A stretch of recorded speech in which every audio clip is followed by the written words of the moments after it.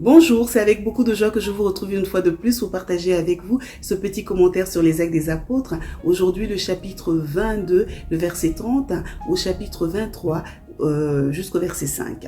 Mon attention a été attirée par le tribun qui est un chef de 1000 soldats qui avait pour fonction de faire régner l'ordre dans la ville de Jérusalem lorsque le gouverneur de la ville était absent. Au chapitre 21, le tribun a en fait arrêté Paul, qu'il a soustrait de la main du peuple qui voulait le tuer pour des fausses accusations. Et dans ce passage, le tribun en fait a voulu savoir avec exactitude quelles étaient en fait les accusations du peuple pour savoir, pour prendre une bonne décision, pour savoir s'il fallait libérer Paul ou au contraire le condamner.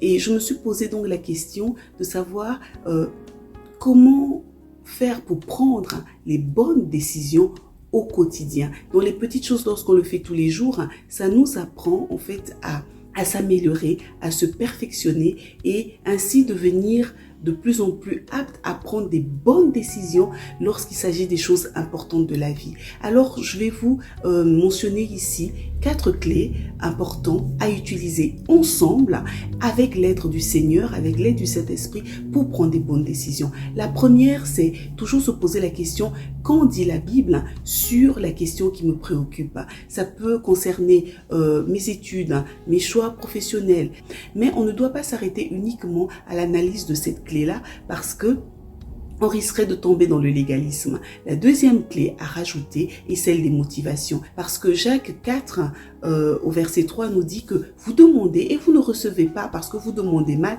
dans le but de satisfaire vos convoitises. Et il est quelquefois difficile d'être conscient de la véritable motivation de nos choix.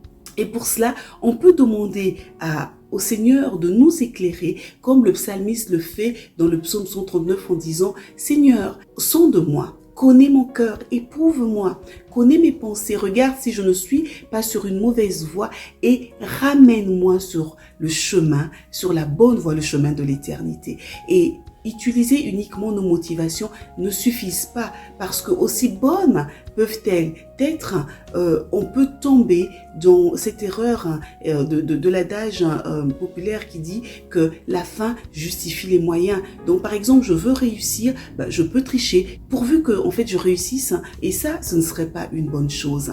Et alors pour cela, il faut rajouter donc une troisième clé qui est celle de se poser des questions sur la morale chrétienne du choix que je veux faire.